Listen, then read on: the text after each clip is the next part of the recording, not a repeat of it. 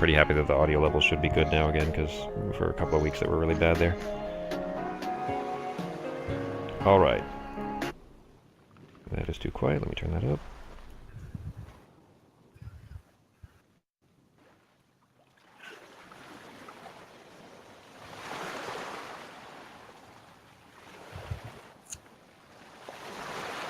Those are still super quiet. And of course now my phone's ringing. Yeah, I'm not working today, screw you. Alright. That's still really quiet. We'll just have to go with it for now, I guess. Anyway, so you guys have all kind of noticed, obviously, that this blonde-haired woman has just walked around the corner. That is too quiet. I'm gonna have to find another one. But you, like I said, Peter doesn't recognize her, but Ketis and Nivara do.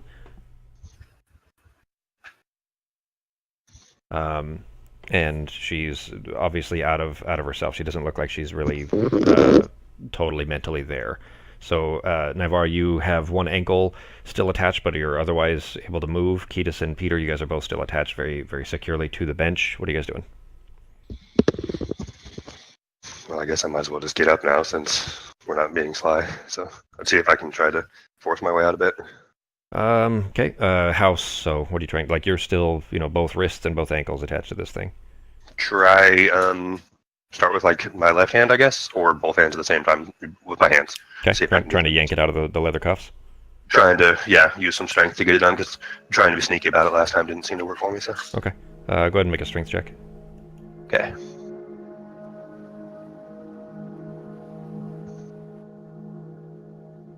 At least I didn't roll a 1. Break my arm trying to get it up. So you keep yanking at this one with your left arm, trying to just free it up, just kind of curl it, essentially trying to pull the cuff off of there, and it's moving a little. Like you feel like you've gotten it loosened up. You're not quite freed yet, but with another attempt, maybe you'll be able to get that one free. Peter, what are you doing? I'm assuming that I cannot reach my fork, can I? Yeah, I'm gonna say that you can't. It would be in your bag, which is probably, if it's there, which we'll go ahead and say that it is, just for simplicity's sake, it is off to your side, and you're like, you wouldn't be able to reach to it with your fingers, because basically your wrists are what are attached to this thing. Gotcha. And I can see the blonde woman? Yeah. Alright, maybe I can just kind of whisper over the blonde woman over there, like, hey, come over here for a sec, give me a hand. Roll, let's see, go ahead and make a persuasion check. With disadvantage, actually, because she's not looking at you or paying you much attention.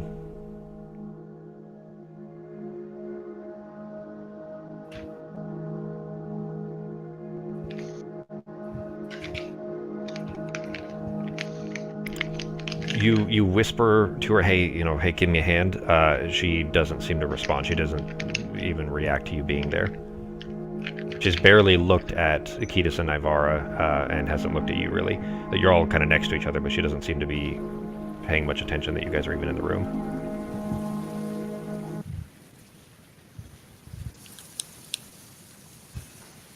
Alright, and obviously I can't cast Find Familiar right now because my hands are bound, right? Yeah, there's a somatic component for that, so yeah. Alright.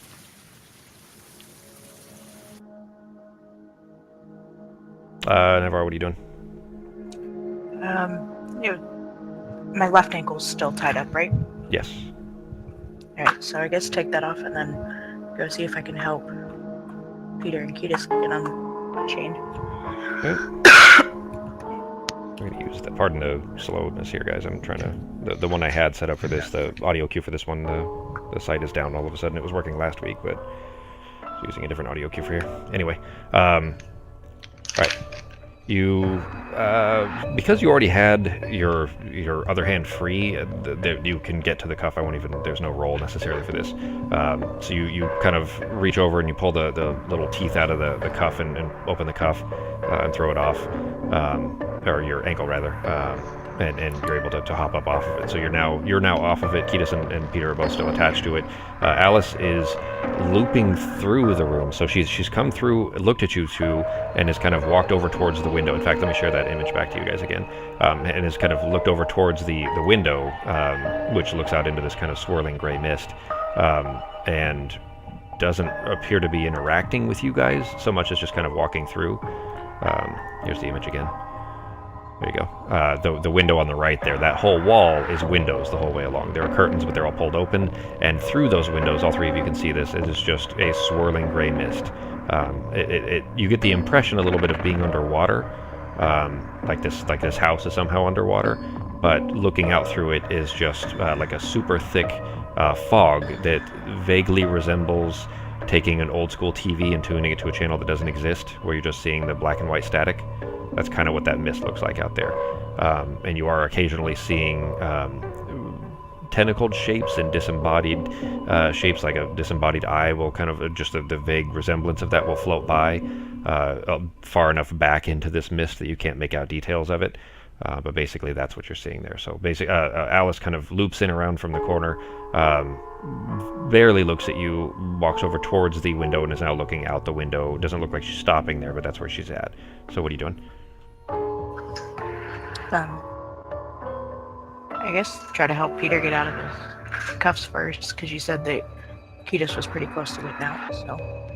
Yeah, Kiedis has yanked his left arm loose a little bit, like it looks like he's going to be able to get out. So you step over, and again, no roll needed for that, for helping Peter out. All three of you make a wisdom save for me.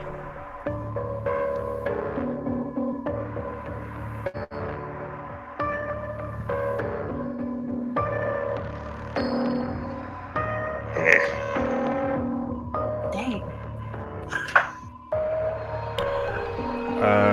Kiedis, you take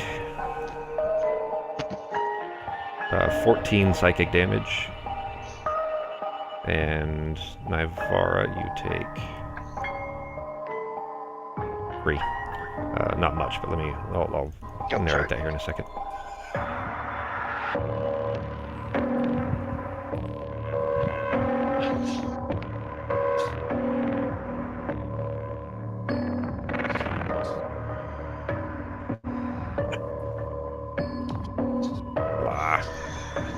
Sorry, I'm a little slow on this, guys. I'm still getting used to having everything all on one machine here instead of on the multiple monitors.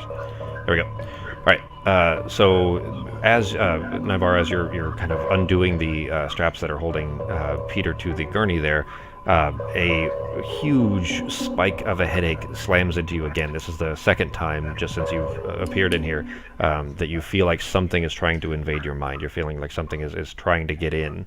And it doesn't seem like it succeeded, but it definitely hurt really, really bad, and this kind of incessant spike of a headache is permanently in your mind there. Same with Kiedis, actually. You both feel like, Peter, you don't feel this so far, but Kiedis, you feel like something is trying to get in, like a worm of some kind is trying to eat into your mind, and is thus far not succeeded, but is still definitely hurting. Right, but you, Nivara, you successfully get Peter's hands and ankles loose. Peter, you're able to kind of hop down off of this thing. You're now freed. What are you guys doing? It's Kiedis' turn, I guess. What are you doing? Try to get myself out, I guess. Make another strength check. Beat a 15. Yeah, not with that. You're still yanking on it, and you've gotten it loose a little bit. You can almost get your left arm free, but it's not quite enough. But Peter and Nivara are loose, so what are you guys doing? I guess go over and help Kiedis out. Okay. You're able to pull the teeth through it and yank the cuffs off. All three of you are now off of these gurneys. You're standing in this room. Alice has looped her way back and is starting to, like, almost out of the room. She's basically going back the direction that she came. Peter, or Kiedis rather, when you've been in this room before, there have never been doors. This room it looked like it should have some, but every time you go around a corner, it's a big room, and every time you go around a corner thinking there should be a door here, there's just another flat wall. And she's going back towards what you had seen was a flat wall previously. She's about to round that corner there.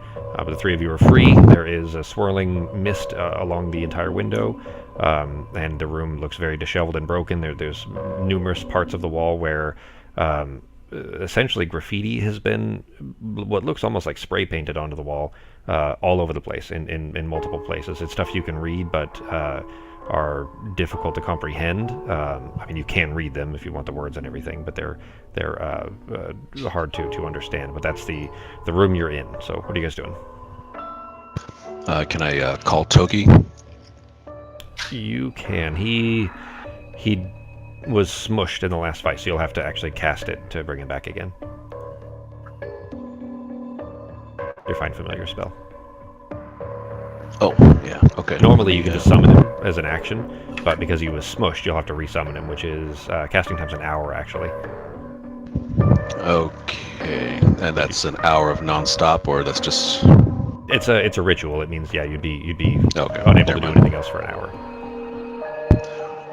Well, can I look around, snoop around the room a little bit, take a look at the graffiti, take a look at the walls, see what's going on? Go ahead and make a perception check. Or make an investigation, actually. We'll do that.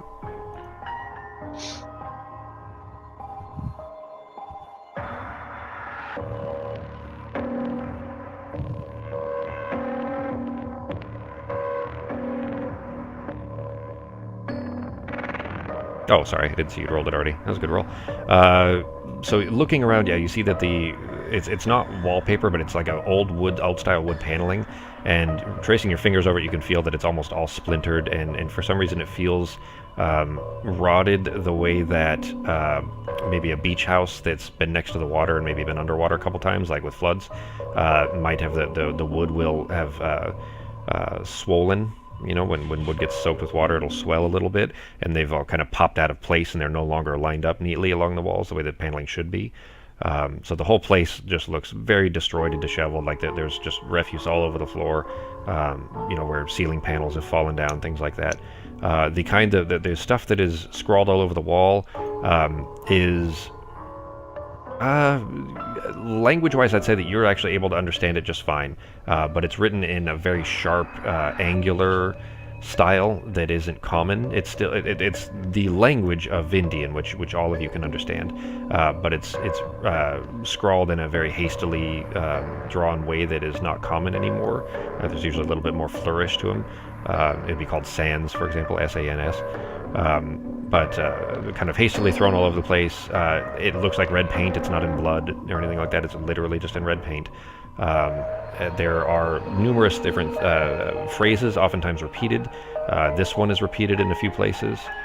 Another all in capitals, like written very, very aggressively. And that's repeated in a few places. Some are unintelligible, where there are bits of words that are parts of it don't have are replaced with symbols, for example, or are scratched out and don't have you know, a full sentence, a meaningful sentence, still scrawled, and obviously whoever wrote it had some intent to it, but it was nonsense. Maybe the person was insane or something to that effect. Numerous repeating of these phrases, though, are mostly what you're seeing, and that they're kind of scrawled all over the place. Okay, so similar to like an insane asylum or something. That's kind of the feel you get from this place, yes. Ketis has definitely gotten that impression from here before, and in fact was very nearly driven insane in this place before, in that same kind of a gurney you were just strapped to, before Navarre had saved him. But yeah, that's what this place feels like. It feels like it's very out of place for Peter, but Sako would recognize it as looking very similar to like a let's say between the 40s and 50s style, you know, mental institution. That's kind of what it looks like. But the architecture and the style of the building, the windows, that kind of stuff would be very out of place for Peter. That they wouldn't fit in the modern world that Peter's familiar with. Do I have time to cast one more action before she leaves the room? She is... You're kind of around the corner from her, but you can still see her with enough time to cast something before she's out of your vision, unless you move. But yes, I'd like to cast something, so maybe it'll buy us some time, and someone can speak to her. Maybe. Okay. I'd like to cast some prestidigitation right in front of her. Okay. And I'm just gonna make a shower of simple sparks, similar to a sparkler, Okay. just to kind of rain down in front of her, just to get her attention and have her stop walking for a moment. Okay. Do this roll a performance check with advantage. Oh shit, you used all your portent. All 3 of your rolls, you used them in that fight. It was for science. It worked out. It was a really cool fight for that reason. Nice natural 20. You kind of just extend a hand out and make some simple gestures, and right in front of her, just like a sparkler, in fact, it's just raining these tiny little sparkling fireworks in front of her, and she stops, still looking straight ahead, kind of watching these, and her eyes actually go up a little bit. She begins to kind of look up towards the source, where these sparks are falling down from, where you've kind of controlled this to be appearing in front of her. And is looking at those. So now the 3 of you are kind of watching her. She's just standing there distracted by these for a second. What are you doing? Well, one of us should maybe mention something she might recognize us. I know we've seen each other before. But we wouldn't know her by name, though, would you? We wouldn't know her name was Alice, would we? I don't think you guys ever introduced yourself, but she knew... We can say... Well, she at least knew Nivara's name, remember? Okay, because her and Nivara met in what, Mist? Or whatever? In Auberd. So back in Auberd, yeah, Kitas and Nivara met her there when she ran into the 2 of you, like literally physically ran into you, when she was being chased by someone. That someone later introduced himself as her father, that she was insane or mad and he was trying to help her. But that you both had an intuition about that didn't seem like it was true. You didn't have all the details. But anyways, when she ran into you, recognized Nivara, both of you. She recognized both of you, but called Nivara by her name, and then handed Nivara a coin. Do you remember? Yeah, I still have that coin. You do. It's Oh, in the should I back show right it to there. her? So what are you doing? You guys, obviously, later on, you met her in Phandalin, where she was fighting Yarno. You didn't know Yarno's name either. Yarno was from your other campaign, remember? But she was fighting Yarno, and you guys took the Firestorm cloak from him. Yeah. Can you show her the coin on your... Or... While you guys are doing this and she's staring at these sparks, she says...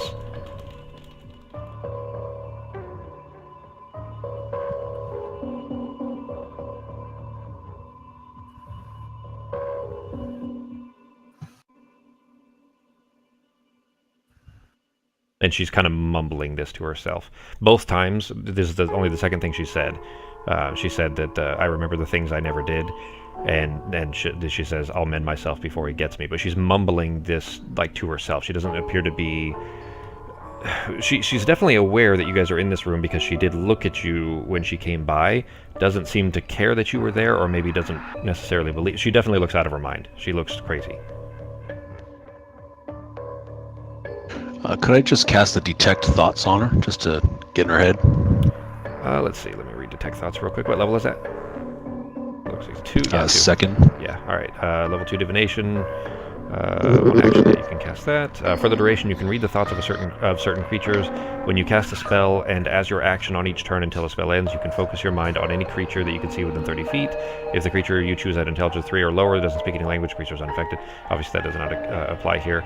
You initially learn the surface thoughts of the creature, what is most on the mind at that moment. As an action, you can either shift your attention to another creature's thoughts, or attempt to probe deeper into the same creature's mind. If you probe deeper, the target must make a wisdom saving throw. If it fails, you gain insight to any reasoning, its emotional state, and anything that looms large in its mind, such as something it worries over, loves, or hates. If it succeeds, the spell ends. Either way, blah, blah, blah. Either way, it knows that you're probing its mind. Okay, so in this case, yeah, you definitely can. Go ahead and mark off your spell slot.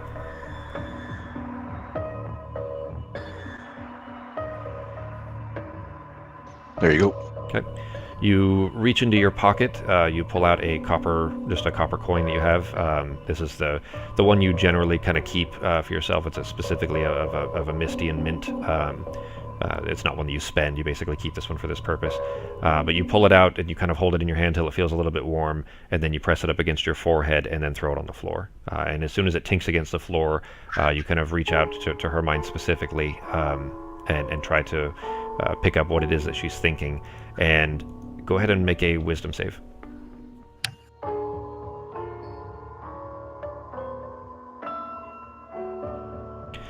You, as soon as you kind of touch her mind and begin to reach towards hers, you are immediately assaulted by something in there that is lashing back out at you.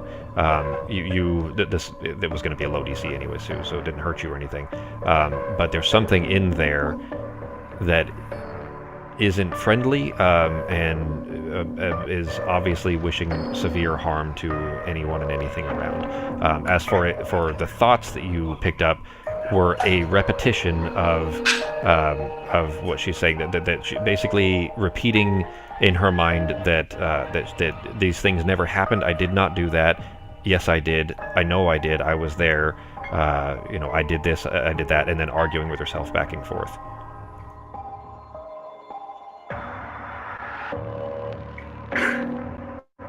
You want to probe deeper? Yeah, let's go a little deeper. Okay. She's going to make a wisdom save, and then you're going to have to make another one because whatever's in there is also going to be trying to reach back to you. So I'm going to go ahead and make one for her. Which, let me find her stats again. There it is.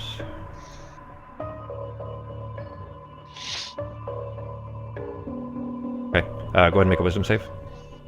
I would say make it with advantage this time because you kind of were prepared a little bit after the first kind of returned attack that it made at you. Okay. So you try to go deeper into the thoughts, into her thoughts there, and as soon as you do, like I said, you were kind of prepared for it since it had kind of lashed out at you already, and you dodge out of the way just in time in a very mental sense. You knew this right hook was coming, and kind of swing your head out of the way in a mental sense, not in a physical sense. And you are immediately in your mind shown some unknowable horror, something that you couldn't necessarily make sense of, but something tentacled and toothed, with one very large eye in the center. That is staring at you and trying to use your conduit that you've made between you and Alice's mind here to reach out at you. But again, you've kind of dodged that, but you do get just a brief flash of this vision. As for what you are able to pick up, she is absolutely terrified, so much so that she's almost catatonic. Like she's physically up and moving around, but it almost seems robotic. It's like she is just so terrified and so scared that there isn't a lot of conscious thought going on. It's just her arguing with herself in her mind constantly, back and forth. Like I said, like remembering specifics. Let's say for a specific detail, remembering a time when she jumped off of the edge off of the deck of a ship that was floating through the air, floating through a similar mist to this, in fact, like through clouds. And jumped off the edge of the ship on purpose because it was either she had a choice between basically stay on there and die, or and worse than death basically, or kill herself, and she chose to jump off. And then she's arguing with herself, saying, "I never did that. I'm from a small farm town. I never did that. That never happened to me." And you're seeing this vision quite clearly. In fact, actually, you're seeing it from first person, watching this, as if you have some memory of this as well. But this kind of constant battling back and forth in her mind is keeping her from being able to have too much as far as deep thoughts go, but these very specific memories are what you're seeing of her kind of arguing with herself in there. And that's what you picked up. All right. Am I no longer in her head? I think that stays open, doesn't it? Let's see. That is open. Concentration. I think it's only for 1 minute. Yeah. So I mean, it hasn't been a minute yet. You can probe for specific things or whatever you're looking for.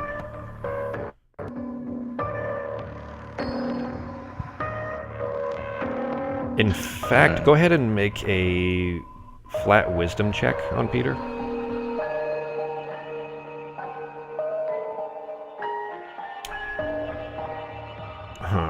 I didn't really want to reveal any of this stuff yet, but it only makes sense and it's only fair for what you chose to do there. Now that you are connected to her mind a ways, you absolutely know Alice. You've known her forever.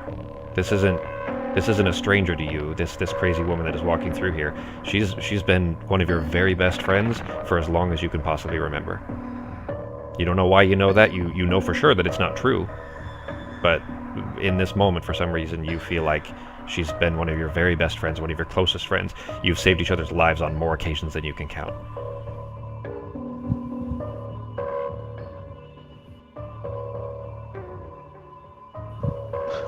All right. There's no way of me actually communicating with her this way. It's just more about detecting thoughts, right? Through that spell, yes. Yeah, I mean, you can still talk to her, but detect thoughts doesn't allow you to, like, insert any thoughts in her mind or anything of that sort, no. All right. I guess I'll pull out of her mind really quick and then let Ketis and Navarra know kind of what I saw. Okay. It's a concentration spell, so you're dropping concentration? Yeah, we're Okay. done. All right. Ketis, Navarre, what are you guys doing? I guess, Peter, did you tell them then? Yeah, I let them know that I went into her thoughts and saw all of these visions, and I know her for some reason. Okay. Prestidigitation, that spark, you can have it lasting up to an hour, so she is still kind of transfixed and staring at that. In fact, I'm going to make a save on her real quick to see if she gets distracted or moves on. She is still standing there right now. Does not appear that she's kind of going to get bored of those sparks for the next few seconds at least. So, Ketis, Navarre, what are you guys doing?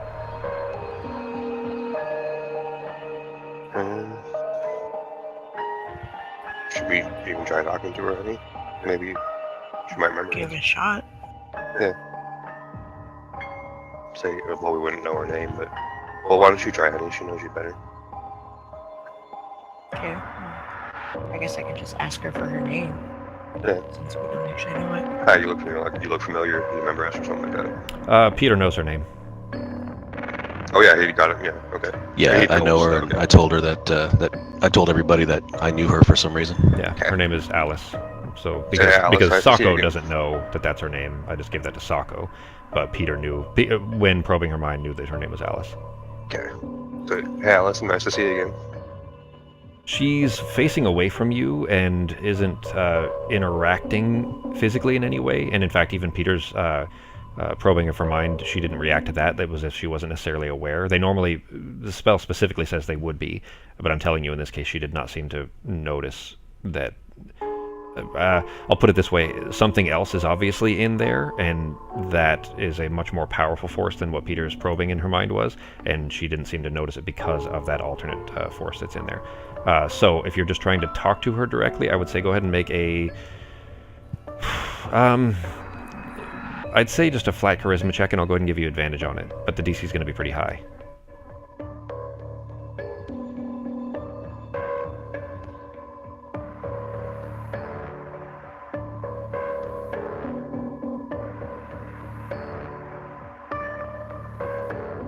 Okay, what is it specifically? What are you saying? You said, hey, Alice, it's nice to see you again or something? Yeah, say, hey, Alice, nice to see you again.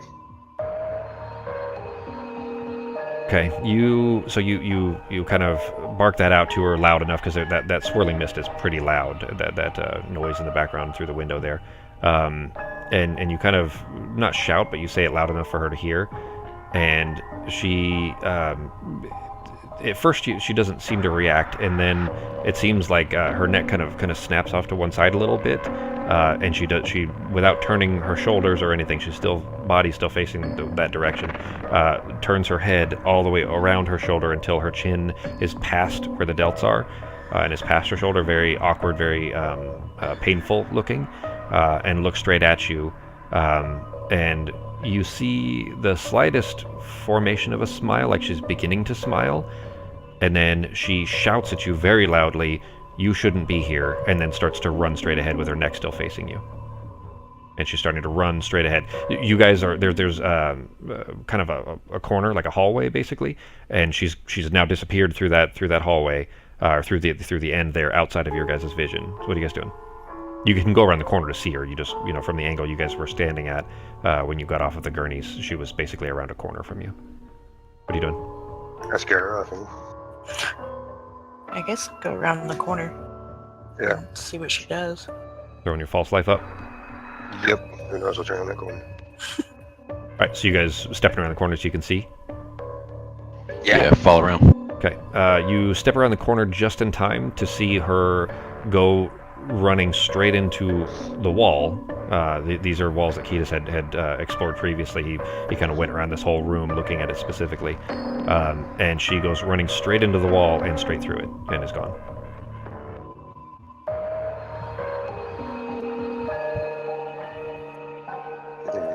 Alright. Follow. The good old-fashioned ghost test. Yeah. Are we ghosts or not? I will say too, Ketis, you remember one of the times you were here before. Do you remember Patchface? Uh-huh. This So- face was popping through the wall. Yeah, exactly. Yeah, you were looking at one of the times you were investigating the wall. His face popped through the wall right in front of you, and he was a physical form. Did not look to be.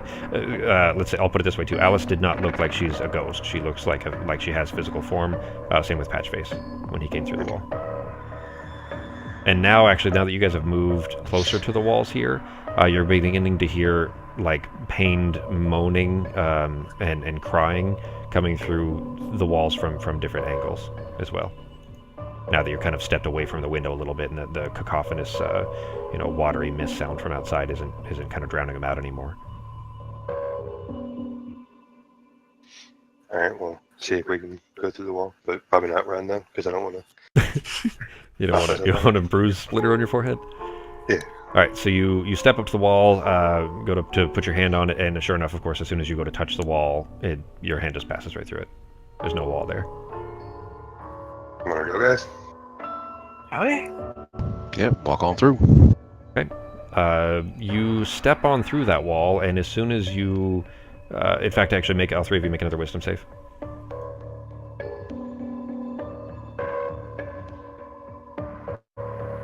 Ooh. Ketis, Nivara and Peter, you feel something probing at your mind again, and you both kind of just mental ninjutsu, jump out of the way, essentially. Ketis, though, you are hit with another very painful mental spike, and take 8 psychic damage, which is going to wipe out your false life, and then 2 more after that. There you go. Your false life, I don't know that technically that should even protect you from psychic, but I'm going to go ahead and say that it does, just because it wouldn't be fair, really, I think. Yeah, good point. I don't know how that would work. Yeah, So, but, I mean, it's supposed to be an ablative, so we'll give it to you. But yeah, you still take a very severe spike of this headache that is just pulsing through your mind. And in fact, actually, this is only for Ketis, so I'm going to drop this on you. Let me know for Becky and Zako, if you guys see this, tell me. It won't really spoil things. You shouldn't see it. Ketis is the only one that should see it. But if you do, like I said, it won't spoil it. Just tell me so that I know. Okay? Right. Ketis, you should have seen that, right? yeah, something popped up. Okay. What happened there is that spike, this time it felt like something came through just a little bit. It feels like So there's a voice in my head, right? kind of. It's actually your own voice. Okay. Really. But you feel like something, whatever it is that's trying to get through there, is think of it like a battering ram smashing at the gates of like a castle type of thing, right? That battering ram is trying to break those gates open, and it looks like it cracked a little bit. This time, when that battering ram hit the gate, the mind, the gate, cracked a little bit, and this is what slipped through. Whereas Ketis and Nivara and Peter were able to kind of keep the gates solid for the moment. So that's as you were passing through the wall, that's what was hitting you. But you step through that wall, and on the other side, where you kind of expected to be in some kind of a hallway of this kind of dilapidated, broken down asylum of some kind, you step out into what looks like a cavernous open space. With a impossibly deep pit in front of you. You're basically standing on the edge of this cliff. You turn around and look behind you, and there's a door there, just a plain door, and nothing beyond it. It just looks like a doorway that's just an open space. I think a Dark Tower style door, just door floating on on the beach type of thing. But you look behind, you see a doorway there. All three of you are there. You see each other. Everything looks fine, but you're standing on the edge of a cliff, and below you is empty blackness. And across this cliff, from almost as far away as you can see, is another edge of the cliff, and that's it. So I mean, basically, if you could cross it, it's probably 150 feet away. If you could get across it, there's another edge over there that maybe you can continue on. But otherwise, there's just a door behind you, and you're standing on the edge of a cliff, and that's it. What are you doing?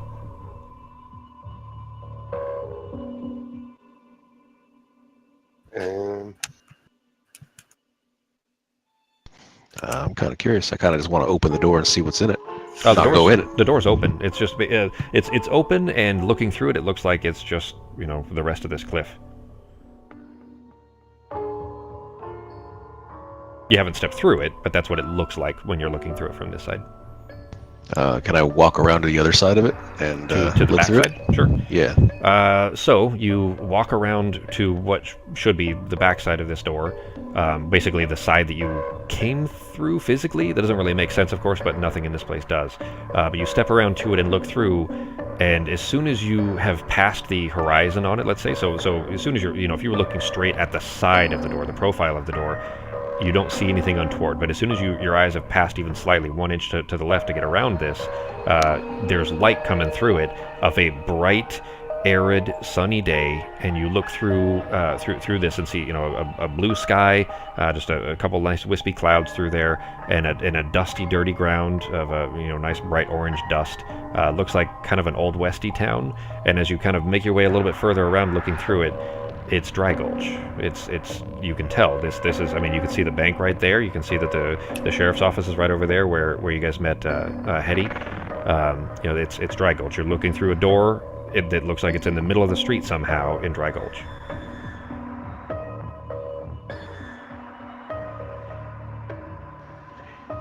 Can I do another lap around the door? Keep looking, see if it changes. Sure. Maybe once clockwise, once counterclockwise. Sure. So you keep going the rest of the way, and as soon as you pass that kind of profile again, the light that is coming out of there, because there's sunlight basically coming out through that doorway that was illuminating the ground in front of you when you were around that side to be able to see it.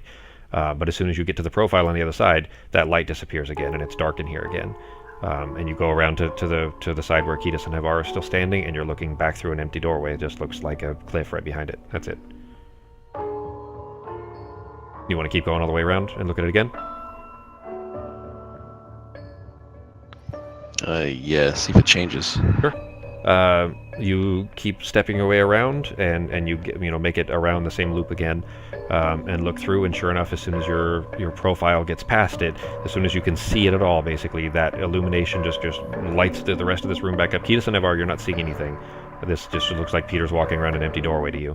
But Peter, as soon as you've stepped in front of it, the light is hot on your face. There's kind of a small, very heavy breeze coming through there. Not much, but it looks like you noticed this actually, that when you're looking out this time, you're looking out to where you, while you were there, would have seen the dome over Dry Gulch. But you're looking out through this doorway and there's no dome. It looks like you guys took the dome down before you left, and sure enough, when you're looking through, it's not there. It looks like a bright sunny sky with some wispy clouds, and there's just a little bit of a breeze coming through, but you're still looking at Dry Gulch. And actually, while you're watching, you see Edwin walking down the street. He was the Cadre mage that you met that was from the Dire Howls, the group that you came from. But he's not. He's walking away. He's walking down the street the opposite direction. But it looks like there's life in there. Like, it looks like you're just seeing, what's happening in Dry Gulch right now is what it looks like. I'll kind of wave over to Kiedis and Navarro to tell them to come over here and take a look at this. It's Dry Gulch. We'll go. Okay. Take a look. Okay. You guys step around. Sure enough, as soon as you step over to the side that Peter's on, you are immediately hit by that wave of heat, and looking out into what looks like that kind of western style town of of a dusty, hot, humid and unpleasant environment, but very pleasant people of Dry Gulch.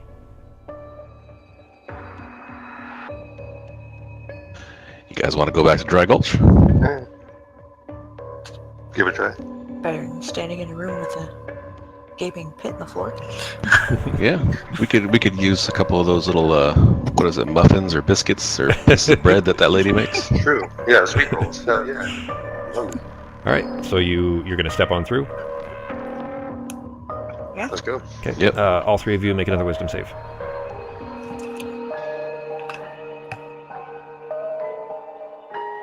Oh, natural 20, nice. Finally. Nice. You fucking jerks. Hey, Got two natural everybody 20s. gets 20s but me. All three At of least I did you. get it too. Yeah, really. All three of you, feel another spike attempting to kind of break into your minds. And in fact, Peter and Navarra,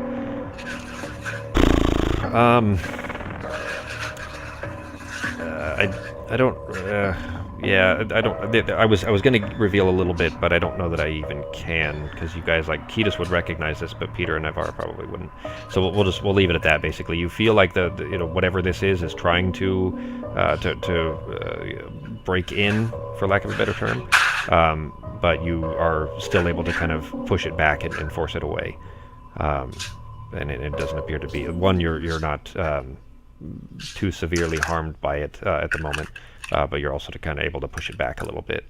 But you step through, and on through that door, as soon as you step into the open space, sure enough, you are in the wide open street in the middle of the road, where you had looped and died repeatedly. In the kind of peaceful, dusty town. It is, I think it was about 7 years later than when you were originally there, so the signs and everything, like the sign over the bank is a little bit more aged, but the place doesn't otherwise look too different. But you're standing in the middle of the town here. You do see Edwin is off walking towards the north. He's walking off towards like where the sheriff's office is. And you hear a horse whinnying out from behind the general store, Abernathy's general store. You hear glass clinking off to your right, which is coming out of the Busted Pickaxe, which is the saloon. Just seems like you're here in the same town that you guys, spent a good solid day of dying over and over again in. What are you guys doing? Can I take a look at the statue? Yeah, I mean, it's up the street away, so you're gonna go look at it? Yeah, I just kind of want to see what iteration it is. Sure. So are all three of you going? Yeah. Okay. You make your way up the street there. Nobody seems to be paying you guys any mind. I mean, you're walking down the street, but it doesn't seem like anybody's surprised that you're there or anything like that. There's people around. You see just the normal people you kind of expected to see. Oh, this keeps going. But you make your way north to the statue there, and sure enough, as you guys are approaching, even from a distance, because you knew what you were looking for, Peter, you look up to the statue, and of course the figure in the center, you see little June, the little girl, and you see Jack, her father, and they both have their kind of arms on it. Jack's got his hand on her shoulder, and then standing between them, towering above both, is you. And there's a hood is down, and it's sure enough, it's just you. It's just Peter, wearing that very resplendent and very important looking gray coat. But it's you. It's your face. There is no question about it. All right, so something's different then. And I would say, as you have that thought, go ahead and make one more wisdom save, all three of you.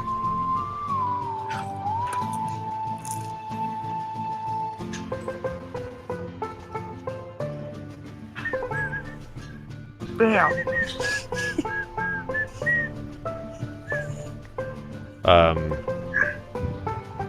Help desk isn't going to leave me alone. I'm going to have to clock in when we're done.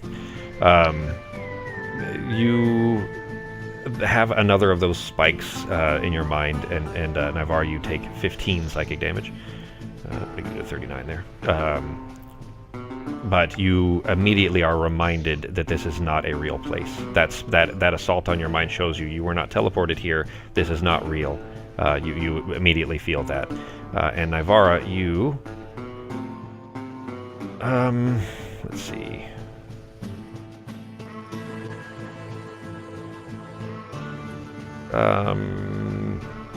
Yeah, that wasn't high enough for that. Okay.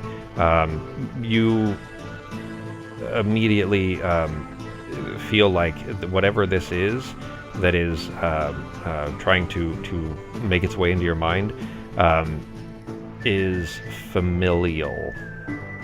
Not familiar, but familial. You know what I'm saying? Yeah. Okay. It feels like you, not just like you know this thing, but like it's a relative almost, is trying to get into your mind. Something very, very strange about it, but still super familiar at the same time. But you guys are standing, as you're kind of standing here and looking at this statue and realizing that this isn't real. You hear a lot of shouting and yelling and like angry arguing coming from the south. You don't hear anything coming from the north, but you guys are basically at the north end of town anyways. The only thing further north than you is the sheriff's mansion. But like it seems like every single person in this village has started shouting all at once, and a lot of it's unintelligible. They're not saying actual words, but they're shouting at each other, and there's the noise from it is growing and growing and growing, and then you start seeing them pouring out of the individual buildings, all of them, each of them carrying something. Some of them have a club in a hand, or a broken table leg, or a hoe, or a pitchfork. The kinds of random tools that could be in a pinch used as a weapon, let's say. Each of them carrying something like that, pouring out of all of the doors and pouring in your direction, all of them, all at once. What are you doing? I guess we should probably get it. I mean, you see every face in these you basically recognize. These are people that you, on numerous occasions, had to try to rescue or help in one way or another. You don't see Hetty mixed in here at the moment, but you do see May, who was the dwarf that was running the bank. You see Jasper, who was the boy with the guitar in the saloon. Edwin has popped up out of the sheriff's office. You see Abernathy, who ran the general store. You see all these people are people you recognize, and they are pouring out of this, running your way, looking very angry and brandishing weapons.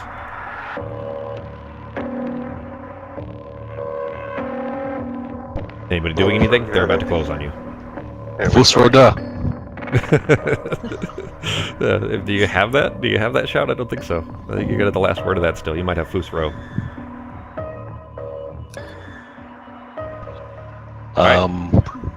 Prestidigitation, circle of stink 10 feet around us. Noxious smell. Is that a thing in there? Let me see.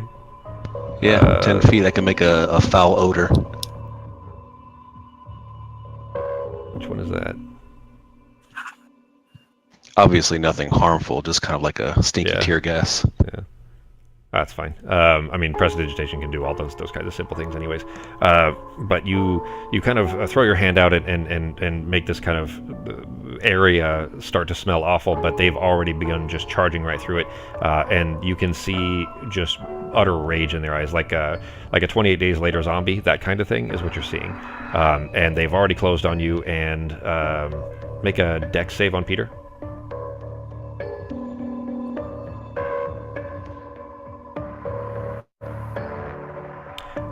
The closest to you was Jasper, actually, the guy with the kid that was nervous around Nivara in the saloon, and he's swung just a solid table leg down at your arm that you had extended, trying to throw this prestidigitation out. You've yanked your hand back just in time as the club goes swinging right through it. All three of you go ahead and roll initiative.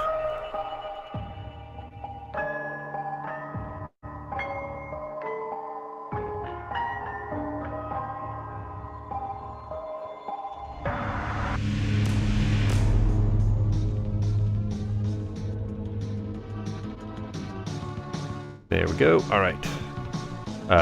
Peter, it's your turn. What are you doing? All right. Do we have a map or anything, or is it just? This will be a theater of the mind, just real quick.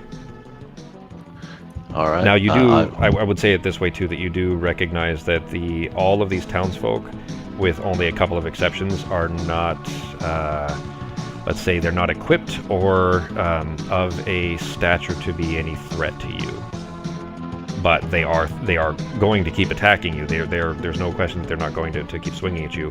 They just don't look like they could hold up to a hit. What I'm saying is they don't have any levels. They're civilians, which means that most of them have sub 10 hit points. They might have 6, they might have 4, but one hit's going to pretty much kill everybody. So keep that in mind.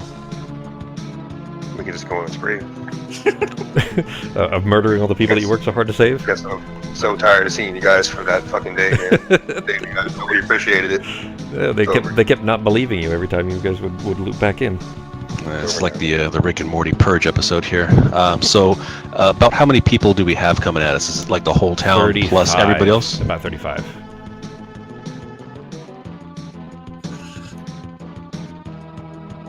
You don't see Mammy, who was the old woman that was giving you the prophecies. You don't see her, and you don't see Wallace.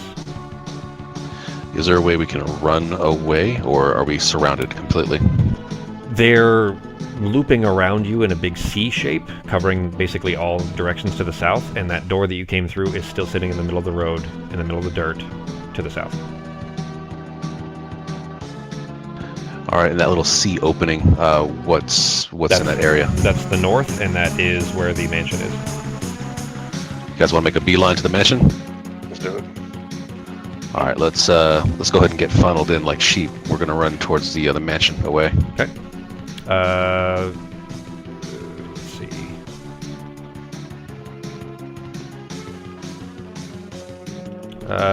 Ketis, as you're turning, you spin your head around looking towards, following Peter's directions to run up the stairs to go up to the mansion. You turn your head and something clocks you in the back of the head. You turn and look and you see somebody, this is an older woman. You met her before, but she used to clean in the general store. Through something, you look down at your feet and you see a big chunk of what looks like it was maybe a pineapple or something like that, like a chunk of fruit that has smacked you in the back of the head. You take 3 damage. Alright, Peter, for your turn, you're running up the stairs? Yeah, we're gonna run. Okay. Ketis, your turn. What are you doing? Alright, I'm going to, well, just to be safe, I'm gonna pop my shield up and I'm gonna follow. Okay. So you've thrown your shield up and you're kind of holding it behind you, your left arm, so you're turned to the side a little bit to try to, protect yourself and block any further drive-by fruitings Yeah, that's true. that could happen. And Ivar, what are you doing? Your turn. Is 50 feet long enough to encompass all of them that are trying to surround us? Because I was thinking about using wind wall and then running after them. I'd say it is. I mean, 50 feet's a pretty wide. Like, are you going 25 to the left, 25 to the right? Yeah. Okay. I would say there are already. They're pretty much on you guys already. But it would block the rest of them that are still coming, as well as any of them that are inside the wind wall. Let me read the spell real quick. What level is that? 3rd level, I think? Yeah, 3rd level. Alright. Wind wall. A wall of strong wind, concentration 1 minute, 1 action. Okay. Rises up from the ground at a point you choose within range. You can make the wall up to 50 feet long, 15 feet high, and 1 foot thick. You can shape the wall in any way you choose, so long as it makes one continuous path along the ground. The wall lasts for the duration, so 1 minute with concentration. When the wall appears, each creature within the area must make a strength saving throw. A creature takes 3d8 bludgeoning damage on a failed save, or half as much damage on a successful one. The strong wind keeps fog, smoke, blah blah blah. Flying creatures, blah blah blah blah blah. Won't matter. No throwing stuff can go through it. And creatures in gaseous form can't pass through. Okay. Go ahead and mark off your spell slot.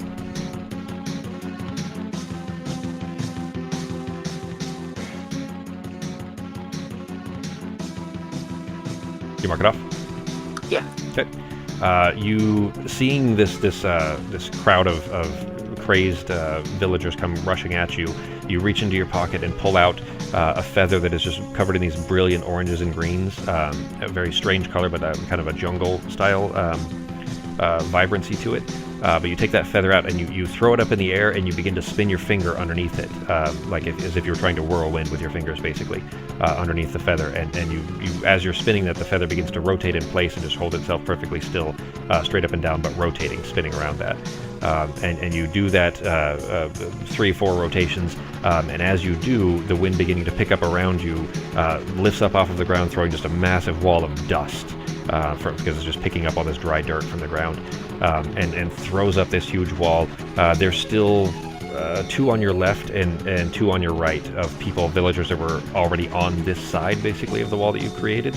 But you kind of bend this around in this kind of conical shape to keep them away from you guys, 25 feet in either direction. And unfortunately, actually, there were 4 or 5 people that were already inside where this wall would be, and each of them take... God damn it, I keep throwing the dice the wrong direction. No, that was 2, not 3. God, what is going on with my fucking mouse? There we go. Okay. Oh, that roll was handy. So you throw this wall up, and there were a few people in the middle of it, and one of them was June, the small girl. She's 7 years older, so now she's about probably 14 or 15. But this kind of crazed little girl that was holding the chronosphere, this time was holding just a small chair, like a chair that would go for like a small kid's, like a tea set, like a dining set, you know, a small table, small chairs, things like that. Just a small little wooden chair, was holding it over her head with both hands, and was about to swing this towards you as this wall goes up. And as it does, she is immediately flung just away from you and up into the air, and you see these kind of, you know, little feet go flinging up through the air, just the legs overhead, and flinging off into the distance. And you don't see the result of this, but I'll put it this way: that because that dust wall is blocking what you're seeing, as high as she flew, she definitely did not survive. Wherever she came down would not be a healthy way. But her and 3 other villagers, one of which was the tattooed and scarred man that was sitting with Edwin in the bar, in the saloon, the one that was playing cards. He was one of them, and he was similarly thrown back and knocked down. And again, you can't see him because he's landed on the other side of it. You don't necessarily know his fate. But basically, the 4 villagers or so were pushed away and very severely hurt a bit by this wall that just went up. Looking for something? Yeah, they are to the left of the chair. Yeah. Go on, doggies. Damn, I'm a horrible elf. Yeah, you just killed some innocent villagers that didn't do anything to you. Are these even the real Kill people? children, Is kill it saying animals. Yeah. This is me. Awful. And I don't know if you remember this one, but when you shot an arrow and missed, and then when you guys were at the cliff fighting the masked man, you shot a fire arrow and missed, and it flew over the edge and plummeted down 150 feet until it killed a poor helpless squirrel. Oh man. Anyway, but I mean, to be fair, this little 15-year-old girl was going to hit you with like a toy chair, so you know, there's that. You were just defending yourself, right? Exactly, and I'm pretty sure I still have my 1000 forms on, so I'm even smaller than normal. No, you didn't take it off because you were sneaking out of the gurney. So anyways, they get flung back and you know, are no longer a threat to you. There are still four villagers total on your side of it. That if your turn? Yeah. You still have your movement, so you could try to extricate yourself and run up the stairs.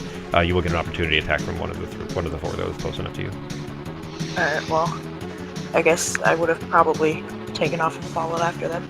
Okay. So. All right.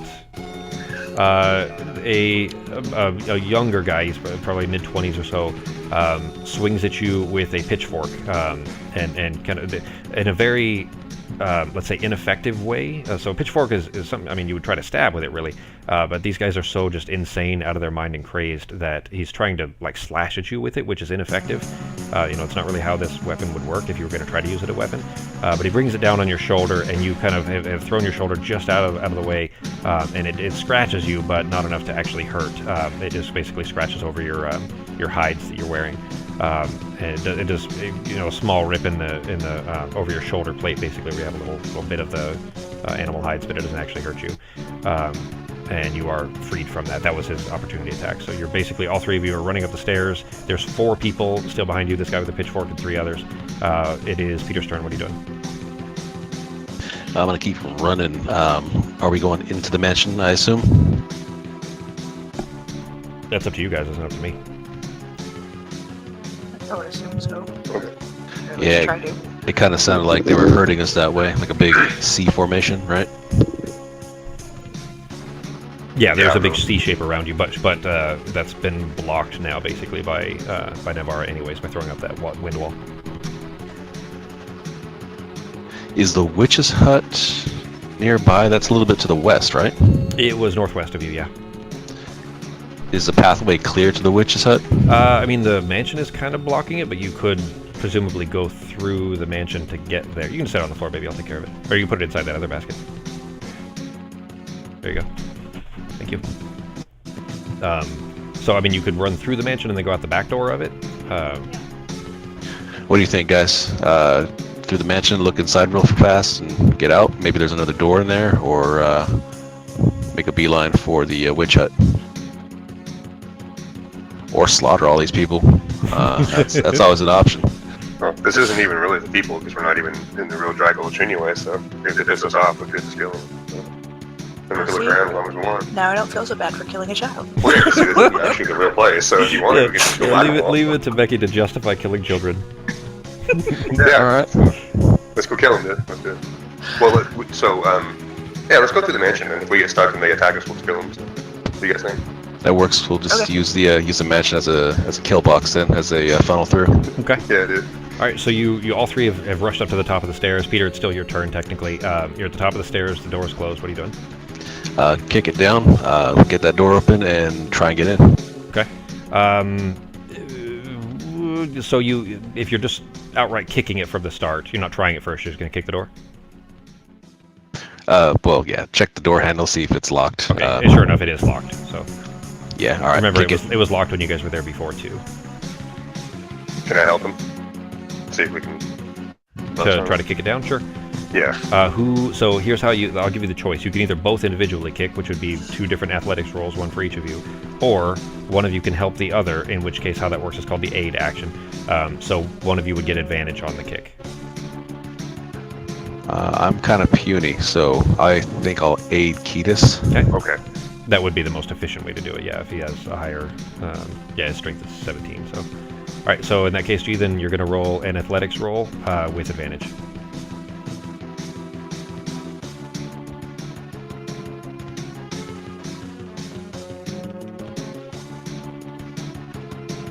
I should have shared the Dry Gulch one. So, Peter, you get up there and kind of put your weight against the door just to force the inside of the door jamb all the way against it, so that you just thinking about this, you realize, of course, that if the door isn't setting all the way against the door jamb, then some of the force is going to be wasted, because some of it would just be hitting the door jamb and then bouncing off. So you're kind of just basically holding it flat against the inside so that it's held in the right place. You're just basically shoulder against the door, just pushing against it, so that when Ketis kicks it, it's got as much force as it possibly can. And Ketis comes kind of giving himself a little bit of a one foot planted, the left foot planted hard into the floor, and then just putting all of his force into kicking the door right by the doorknob, and just smashes his foot through it. The door shatters right where his foot goes through, and his foot actually passes through it a little bit, but it does break enough of the inside of the door jamb that the door is now loose.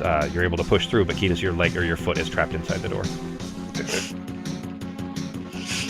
Peter, that was it for your turn. Ketis, it's technically your turn. I'll say that it's still your turn because that action was kind of on Peter anyway. It was the two of you doing it together. So I'll say, you can use your turn at least to pull your foot out if that's what you're going to do. Yeah, I need to get my foot out. And Okay. You don't want to go losing any more limbs this time? yeah.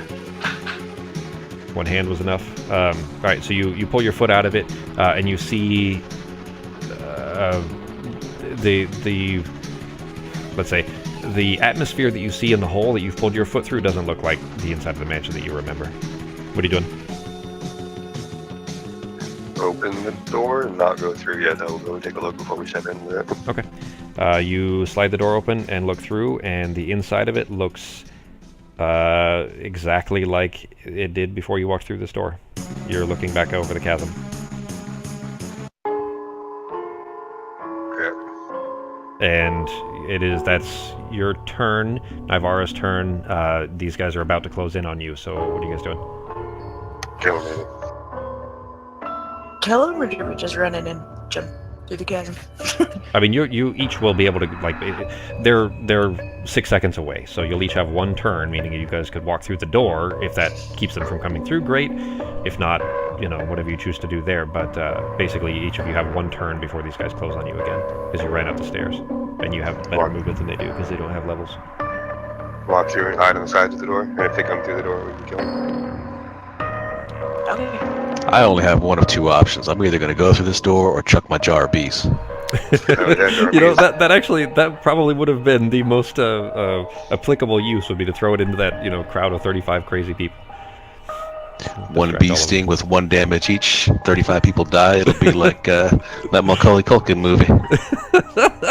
It's a My Girl situation. That's good. All right, so you're all running through the door. Yeah. Okay. You rush through and immediately are almost like covered in sweat because of the heat that you just exited from into the instant cold of this kind of chasm in room. It's just like you just have this chill covering all of you. All three of you roll another wisdom save.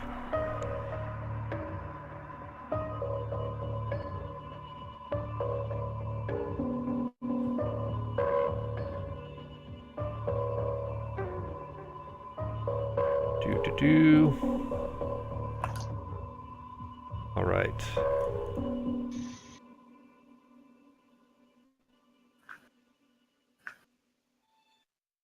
There we are. Nivara, there's of course another spike in this thing that's trying to break in has made enough of a crack in your mind that you're feeling that there's something there. It feels like a worm, almost like a worm in your ear kind of a feeling. Very extremely uncomfortable, and you keep kind of like you can't hold your head still. You're starting to kind of jitter a little bit, and your head's just moving back and forth involuntarily in a way that you're as if there was physically a worm in your ear. That kind of feeling, like it would just be constantly uncomfortable and like twitching.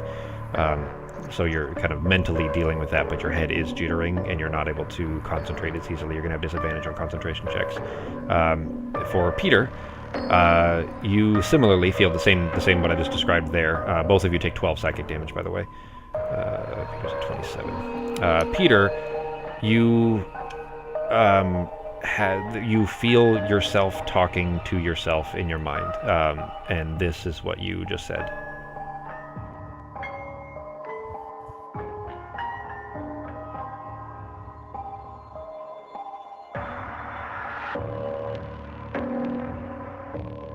All right. Now, so you guys have stepped through. You are back at the side of this cliff with just deep, cold air just from the depths of the earth coming up from this chasm beneath you.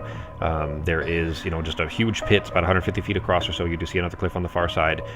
Turning back and looking through the door, looking back through the door, the way that you just came through it, it just looks like the cliffside behind you. It looks just like it did before. You don't hear anything. You don't feel the heat from Dry Gulch, nothing. What are you guys doing?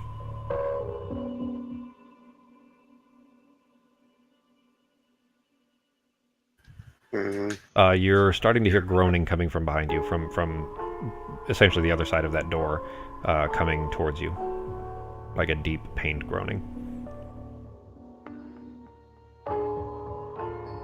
Okay. Well, just a test, I'm assuming not. If I take my foot and just step it out on the side of the cliff, there is nothing there, right? Like, not anything that we can't see that I can actually step on. You're feeling for like an invisible bridge or something? Something like that. Yeah, no, it just feels like open air. Okay. And there's no way to walk around and skirt the side, it's just we're at the edge and we can see across, but there's the no cliffside, land. you look left and you look right, and the cliffside goes as far as your vision allows you to see. So it's dark in here, but it doesn't look like this loops around. You get the impression that because this doesn't feel real, that you would walk for an eternity along either side, going either direction of this cliff, and it would never change. Yeah.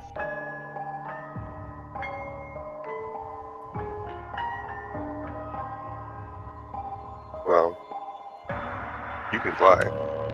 So The I don't know groaning if is getting loud, and you're hearing shuffling feet. There's something coming from behind you, from the way of the door, from the south. Is there anything on the other side of the... From here, it's 150 feet away. You can barely see that there is a cliff there. You can't really see if there's anything on that cliff side. Basically, it's the difference between seeing an empty blackness above and like a distant, dim color of the cliff below. So basically, top half is all black. The bottom half is like a dark brown color that you feel like that's probably the cliff because it's the same color as what's below you. That's about as much detail as you can make. Change into something giant and fly you guys over there. I think I've got like an owl or something. The groaning coming from behind you has now that there was a shuffling sound of something coming, and you looking through the doorway now through this door frame, you see coming from behind you. For Ketis is a thing that he remembers. Let me see if I have the image still. I hope I do. Is it Stitch Face? It is Patchface, but Yes. I don't think I have the image anymore. It's a shame because I don't know that Becky or Sako had ever seen it before. I don't think they had. I don't think I have. No, I don't think so. I don't have the image anymore. Damn it! I saved them all, but I'd have to reload it in here. Pardon the slowness, guys. Usually I have all this stuff ready to go, but working from one computer is... I'm still adapting, I guess. I'm used to having it on a million different screens.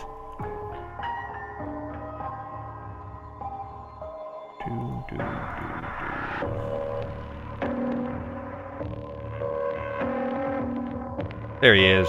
Let me see if I can just drop it on here. Aw, that would have been so cool if I could.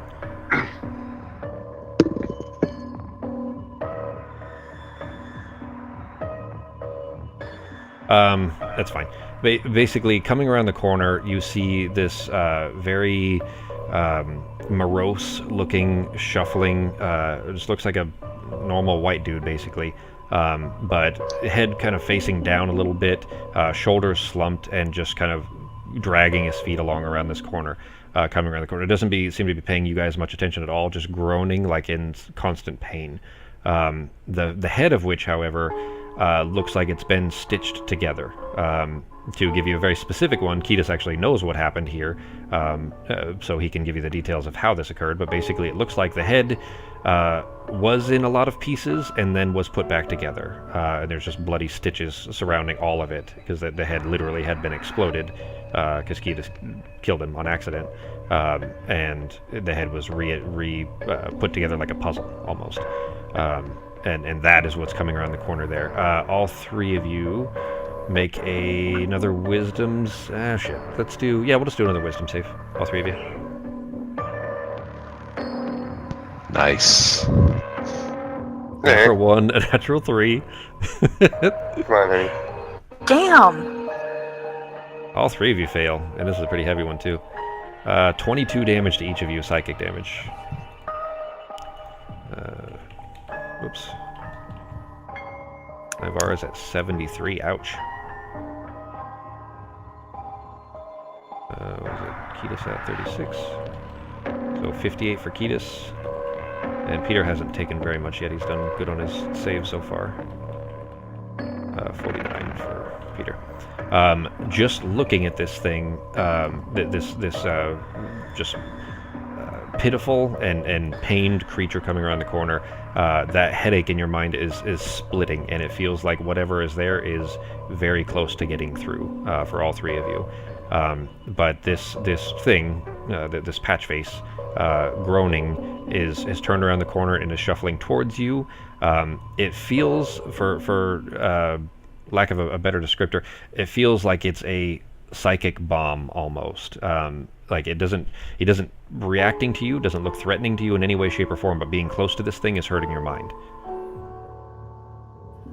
What are you guys doing? He's turned around the corner and is coming towards you. Again, he's not moving fast, he's not threatening you, he's not running at you, nothing of that sort, just coming towards you. But being close to it is not going to be good for your health. You can tell that immediately. Alright, well, I can see if I can shove him back a little bit with the death knell. Make him go fly a little bit. That's how you killed him in the first place, you remember? Yeah, don't remember it. So what happened there? Obviously, Peter and Navarro won't know this, but Because I accidentally got a 20, didn't I? Yeah. So in like our second or third session or something like that, when it was still just Ketis, he didn't know how his spells worked, and this poor like city guard basically, who was trying to capture him, to be fair, Ben decided to try to blast him in the head with his spell, which was force-based, and he rolled a natural 20, and the guy only had like 6 HPs anyway, so his head just fucking exploded, because that's what would happen, of course. And Ketis, not knowing what he was doing, sent him through to Odim, which is something, don't worry about that, basically, but he was sending souls to his patron, his warlock patron, and Odim decided to stitch it back together, and that's what this thing is.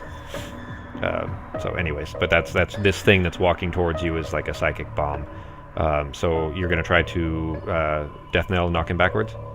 Yeah. See if I can move him away from this. All right, his AC is only a 12, so go ahead and roll. You can do it twice. Okay. You just need to beat a 12 on both.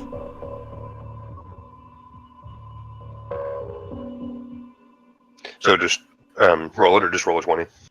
No, Roll go ahead like and an roll, yeah, roll the attack. attack. Yeah, roll for your death Okay. now. Okay. You just won't have a target is all. You just need to beat a 12 on the rolls. You just hit the cast button, it'll do it. Okay. There you go. That's a 20. And the other. Nice. So you extend your hand towards this shuffling creature that is moving towards you, and blast it once in the head, and immediately before the first is even impacted, you've already set the second, and both of them impact his head. Somebody, I can't tell if that's a kid or if it's just the wind. I'm trying to open the door. Anyway, both of them kind of smack him in the forehead and push him back, and the effect, let's say the physical effect, he doesn't seem to even notice it. It's almost like an old school video game, like say 8-bit or 16-bit video game, when you would like hit enemies and they would just be pushed back automatically, but the sprite doesn't react at all. That's what it looks like. He barely, like his feet barely shuffle any different or anything. He just keeps walking towards you, but you have pushed him back 20 feet. Okay. And he's further back, and you feel the kind of deadening pain that was just laying over your head has diminished a little bit now that he's pushed a little ways back. So you bought yourself a little extra time. What are you guys doing? We should probably get ready. So I guess I can change it into a giant eagle and try and fly you guys across. Okay. Let's see, where is the form for Giant Eagle? No, Roman, go out. Go on, buddy. Thank you. Let's see. Giant Eagle, there it is. Size, flies 80 feet. Where's the size? Yeah, I think so. I think the size of that is enough that would be okay. Because there's specifically, rule sizes for, giant creatures versus huge and so on. And I think that one would be big enough. So, on the edge here, you are taking up a lot of space to be able to do that. So I'd say that Ketis and Peter, both of you have to step towards the patch face to give her room. You're going to have to step a good 10 feet south, kind of cutting the distance in half. Roman, you can't play in the hallway right now, buddy. Go play in the living room. Thank you. So you kind of have to step towards Patchface to give her room enough to be able to do that. Go ahead and make wisdom saves on Ketis and Peter while Navarro's changing forms.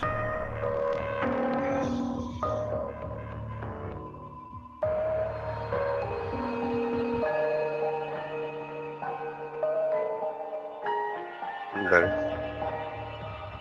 Sweet. Nice. You rolled well. Thanks, dude. Both of you are kind of preparing yourself for this. You guys are kind of, just holding your hands over your face, like over your ears a little bit, just trying to kind of keep out these sounds and voices in your head that are trying to talk you into just jumping off the cliff as you step towards this pain, stepping towards this psychic bomb. But you hear behind you this kind of just ear-splitting, but a much better sound than the voices in your head of Navarro screeching and becoming this massive eagle, and you feel the wind whip up underneath you as she kind of flaps her wings a couple times, just adjusting to the form. All right, hang on 1 second, guys.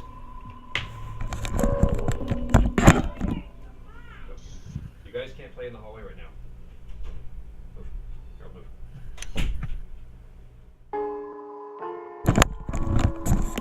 Okay, sorry. So the wind whips up underneath you as Navarro's kind of become this massive eagle. Now you are all kind of standing on the edge there. You can run back. So what are you guys doing? You hopping up on the eagle? Some flies over? Yeah. All right, so each of you kind of crawl up over Navarro's back and grab on, one to each wing, just enough space to be able to hold on. Navarro, you kind of, this is awkward with this extra weight that you weren't prepared for really on each wing, but you sure enough you kind of flap your wings as hard as you can. Go ahead and make a strength save with the stats from the. Let me do that for you real quick. The stats from the eagle. They are 16, 17, 13. Okay, go ahead and make a strength check on the eagle, on the wild shape. There you go. Yeah, that's good. It takes you a good solid half dozen flaps of trying to get enough force of pushing off of this cliff, because there just isn't very much ground underneath you for you to be able to get the weight kind of off of this cliff and supported. And just as you're tipping off, that Patchface has moved his way towards the edge there. Ketis and Peter actually look back over your shoulder and see him kind of shuffling towards the edge. And just as you guys have taken off and are kind of beginning to sail over this big chasm, you look back behind you and you see him. You're 15, 20 feet away by now with Navarra's flying speed, but he's walked over towards the edge there and just didn't stop walking and just went right over the edge and is plummeting down into the chasm below. No sounds, no change, no scream, just continuing with that kind of painful moan. As you guys are kind of sailing, very, very carefully, of course, with Navarra, adding this extra weight on each wing, but you're being kind of flown safely over to the opposite edge. As it gets closer and closer into view there, you see the other edge looks exactly the same. You're flying straight over to it with a door sitting in the middle of it. Looking through the door, it looks like it's just a cliffside behind it. And sure enough, you guys make it over to the edge. Navarra, carefully comes in and kind of just sails in, not flapping the wings anymore, just sailing slowly, and then kind of flips the wings forward to slow herself down, and then lands carefully on the edge there. Both of you were almost knocked off just because of the kind of having to hold the wings up, and you guys are trying to hold on to feathers, really. But the knocking off just means falling 2 feet until your feet hit the ground. But you're kind of landed safely. Navarra, you're still in eagle form. What are you guys doing? Check that door, I guess, right? I guess. So you're looking through it from this side, and it just looks like just empty. The same cliff, the same. It looks the exact same as it did as the other side when you're on the south side. You go around to look through the other side of the door. Yes. Okay. As soon as you come around the corner, as soon as you come around the profile of it and look through, there's light coming through it that is a dull gray. And as soon as you've kind of come into vision to be able to look through the door, it's that same room that you came out of in the first place, where Alice was and you guys were in the gurneys. And that gray is the light coming from the mist through the windows. Okay.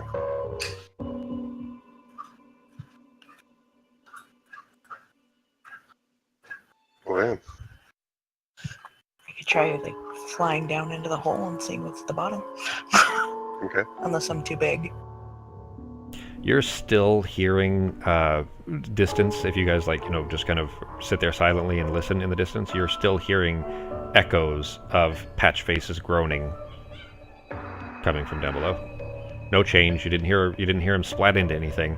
You're just hearing groaning echoing up through this chasm. It doesn't sound like he's hit anything so far. He's just still falling.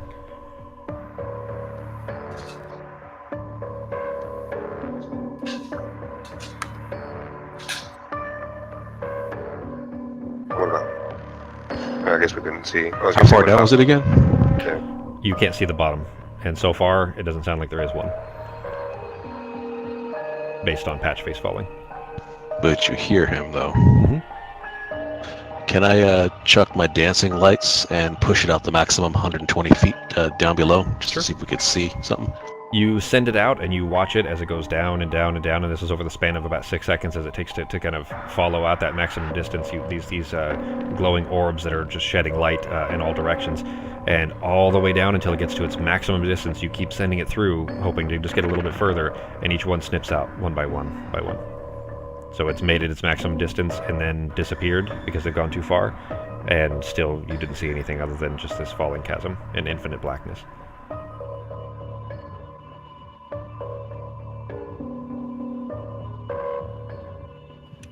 Just for science, can I go to the edge of the chasm and lay on the ground, I guess, and stick my head over the chasm as if my head was going into the chasm? Sure. And look around. Yeah, you kind of hang your head off of the edge there. It feels cold. There's kind of a slight breeze coming up of just extremely cold air, but otherwise you just feel like you're hanging your head off the edge of a cliff. Typical Wednesday. Exactly.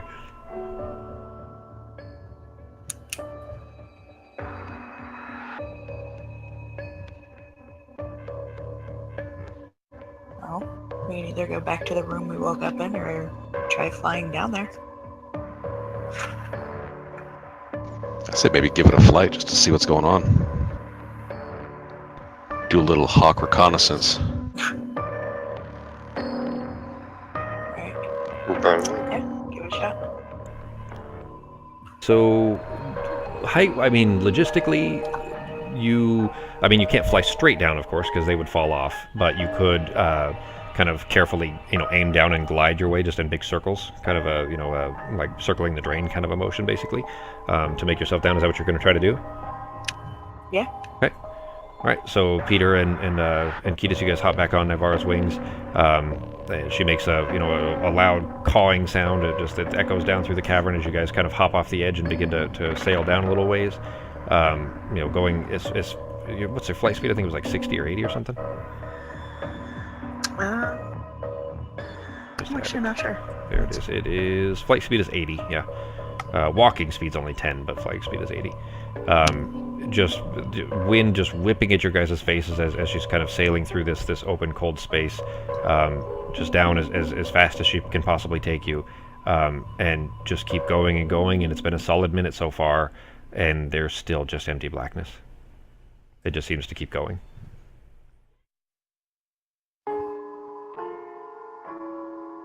You have stopped hearing Patchface's groaning now, though.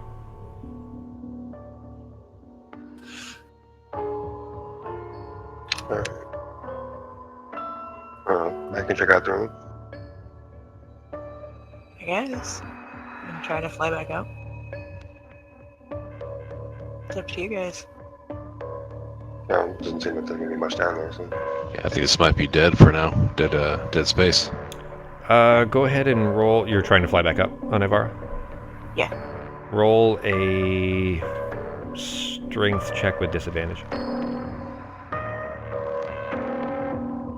With the eagle stats. Just your wild shape point, I already changed it. There you go. Oh, damn. You're trying so hard now to kind of fly yourself back up, but you now that you're especially out here after you kind of flew over the chasm, you're feeling that the kind of slight breeze that's coming through here is specifically going down, not up and not any other direction. It's coming from above and going straight down, and it just has this kind of heavy weight to it that you hadn't really noticed quite so much because you were going down before. But now that you're trying to kind of reverse the, swim upstream essentially, trying to go back up, it's just fucking heavy, and it's pushing down on your wings far more than the weight of Peter and Ketis on each arm are. But you're trying as hard as you can to flap and flap and flap, but you're just not gaining any ground. The best you can do with all of your might is to stay neutral, but you can't make yourself go back up so far.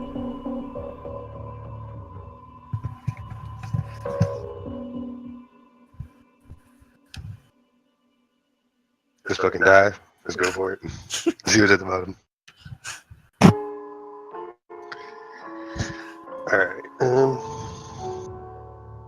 Is there anything on the side that I could hold on to and get off of her for a second to lighten the load? They're the sides of the cliff. Make a perception roll.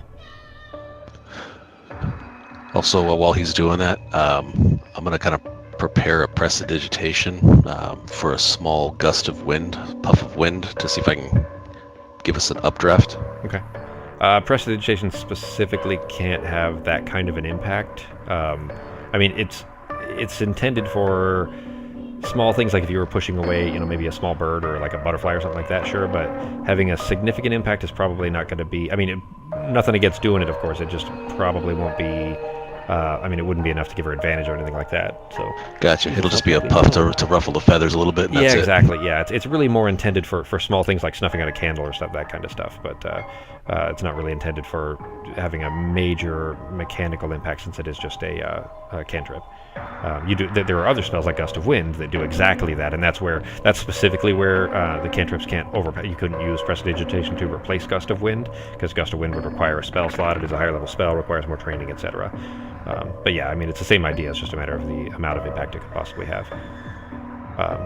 So anyways, but for let's see, for looking at the wall there, you actually got a natural 20 on that 2G. You look around, there's craggy enough spaces on the sides. Yeah, there's spots that you could definitely get a handhold. As for climbing up and down, maybe not. It doesn't look like there's a lot of spaces for handholds, but you could find some. They're just, kind of interspersed a little ways, and there's quite a bit of distance between them, that it might be difficult to be able to actually climb up or down. But to just find a spot to hold on to, you're sure that you could find something, yeah. Yeah, try that for a minute, because then she can get her wings going again, and I can hop back on, maybe. Okay. Go up, so kind of give her... Is that what you're going to try to do? Yeah, I'm just going to move off for a second and stay on the wall, hold on to the wall. Navarre, give me the specifics as to how you're arranging this to get Kiedis off of you and on the wall. So I'm hovering where I am, right? Yeah, basically, with all of your effort, you can make yourself hold still.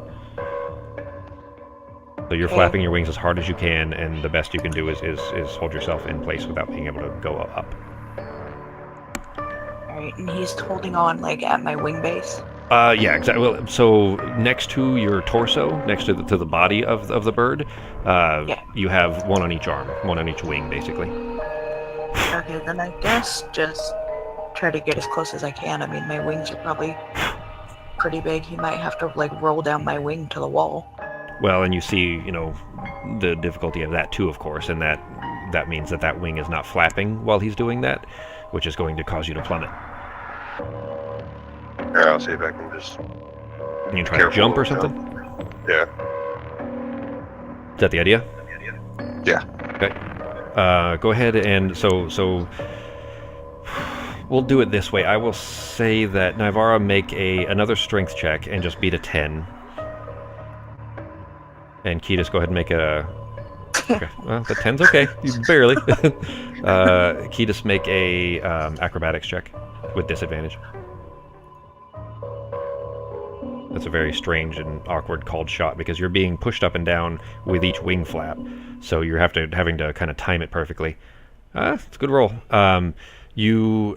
Just as Navarre's bringing her wing back up, you kind of let go with your hands and throw your feet up under you so that you're standing on her wing, and as the wing is going back down, you leap off with all your might and jump towards this cliff, and you smack into the side of it. Go ahead and make a dexterity check, just a flat dexterity check, just don't get a 1. Let's say make it above a 5, just don't roll below a 5. Okay, and you kind of smash into the side of the wall there, and just in time you've kind of grabbed your arm around one kind of rocky, cragging outcropping from it, and are holding onto it. You're holding on with one arm, like cliffhanger style, as you're kind of just hanging there from the wall, but sure enough you're on there. For Navarra, make a dexterity check.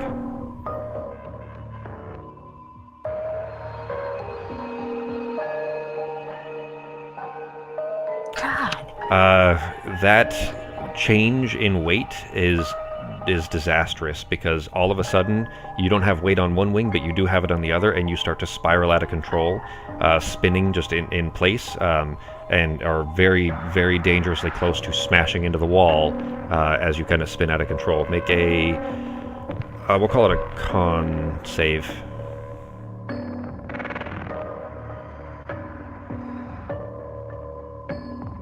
Okay, you right yourself just in time as you're just about to smash into it, and you roll yourself to the side so that your wing doesn't crash into it and break your wing. But in smashing against the side, Peter is kind of just crushed in against the wall. Not hard, but enough to certainly feel it. Peter, you take 10 bludgeoning damage from being smashed against the wall. Kind of air is knocked out of you just briefly. But you are alive and still attached. Kiedis, you're on the wall. Peter, you're still attached to a bird. What are you guys doing? Alright, so am I below Kiedis now? Yeah, you're down probably 15 feet by now, just from the spiraling for a second. Okay, well, I guess I can try to fly back up, and while I'm going up, if I actually make it, you can just try to jump back on. Alright. Go ahead and make a strength check with disadvantage. You are very tired by now.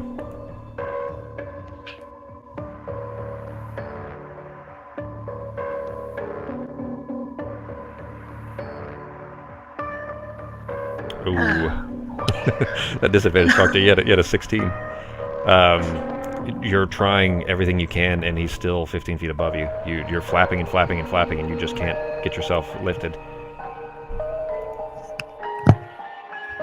I get the feeling we need to go down anyway, so do you guys just want to go? I mean, I don't know, I could be wrong, but...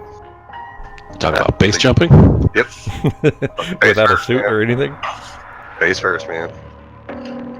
Well, maybe if you can jump back on, I'll just tuck my wings and we'll just dive. Whatever you guys want to do. One sec, guys.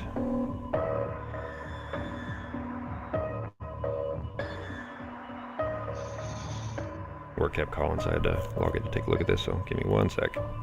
Just block your number, dude. You don't have to worry about it anymore. Ah, shit. If only. Blame it on Michael Wexler.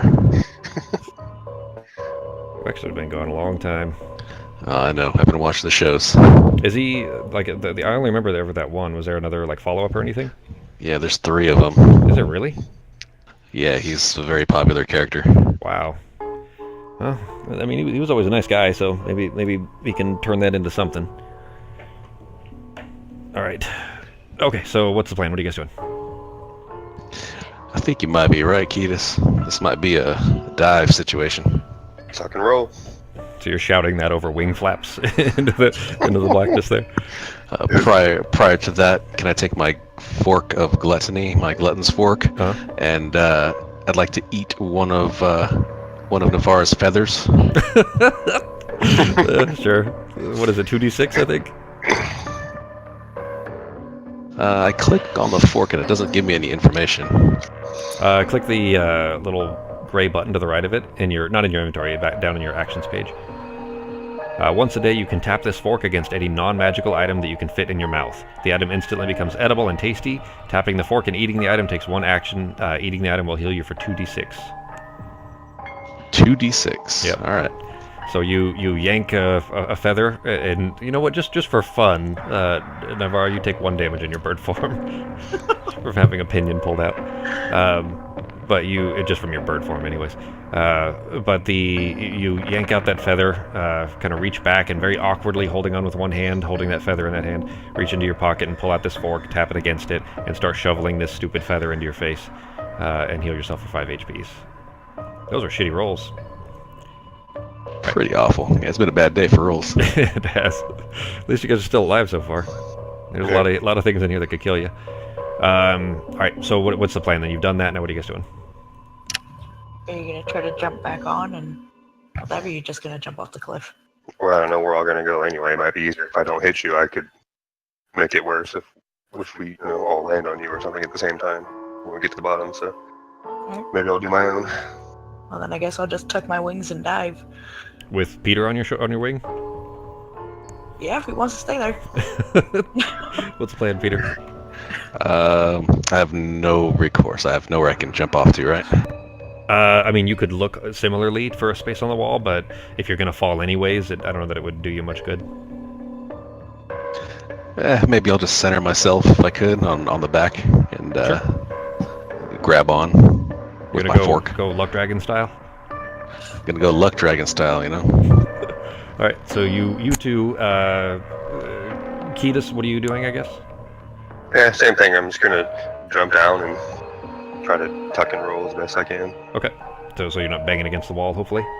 Mm-hmm. Make an acrobatics check on Ketis just to see how far away you're gonna jump away from the wall, so hopefully you're not just, rolling against it like Homer rolling down the dry gulch or whatever that place was called. Yeah.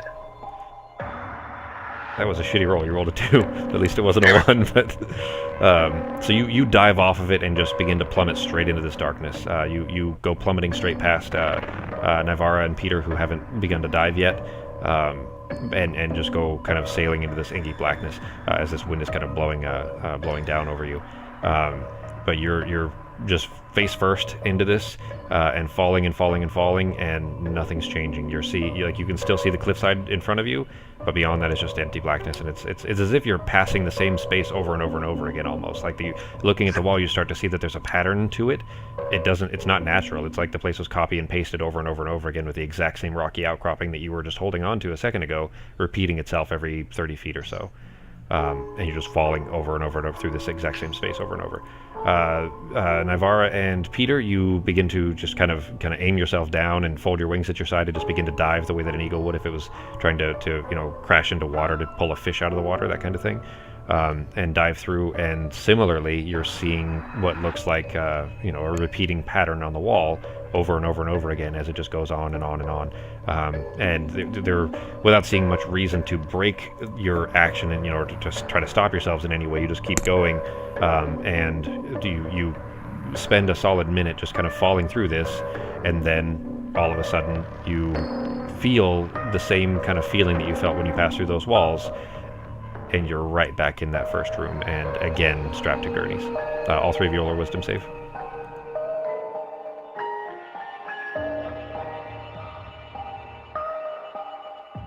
Oh, wait, I'm not an eagle anymore. Yeah, use the regular stats.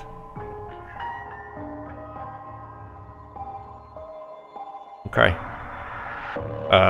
Peter and Ketis, you guys don't feel like that you still have that kind of spike in your mind, but the headache hasn't broken through.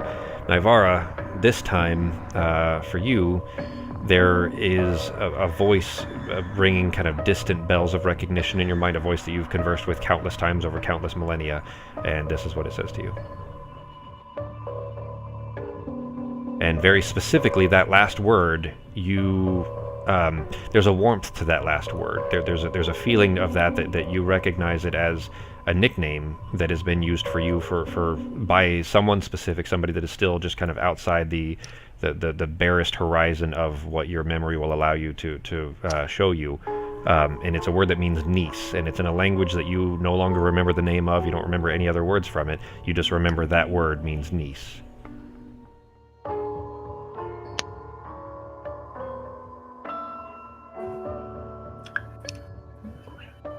And you guys, as you have passed through and you kind of, your eyes open up again, and you look down, and you're kind of surprised to be, physically intact and in a place again that isn't just plummeting through that darkness. You look down, though, and sure enough, your ankles and your wrists are secured to those gurneys again. You're right back where you started.